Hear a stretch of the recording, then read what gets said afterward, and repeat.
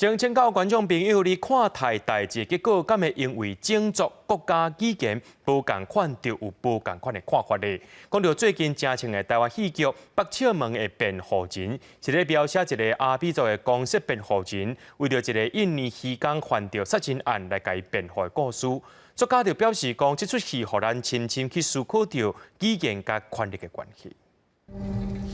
阿嬷，我会等甲你救你那无啊？只有你可以帮他。我保国本有汪汪。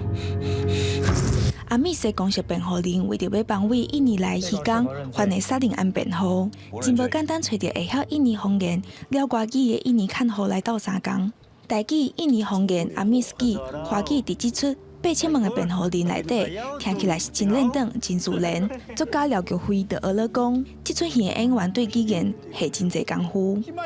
遐个角色吼，每一个对迄个语言方面的掌握拢足厉害的。我知影因安尼足辛苦咧，因为听讲其实拢是新学的嘛吼，所以听起来就是感觉真写实。8000万的辩护人男主角李明顺是新加坡的演员，戏中的印尼移工大部分拢是台湾的演员。廖福瑞导演嘛是这本小说的原创，伊表示，伊一直把语言看作故事的重要元素，无法度用多元语言来完成小说，是伊真大的遗憾。所以伊把小说改写做剧本，嘛要求演员爱做到无语程度的演出。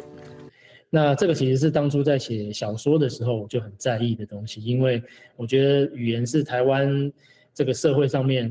非常值得关注的一件事情因为我们非常多元的文化，不同的移民使用不同的语言，那这件事情我觉得可以是透过影剧的这个东西，这样子的作品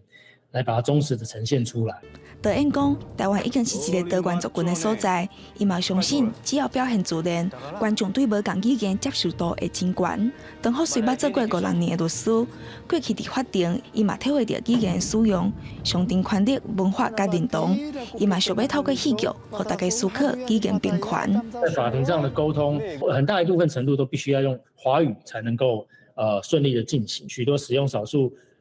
语言的这样的族群来说，其实它就是一个落差，它就是一个权力的落差。导演认为，目前社会侪议题，拢无法度跳脱族群语言来思考。未来伊也会继续用上在地开口，各种无共的语言来创作，传达台湾社会多元文化。记者综合报道。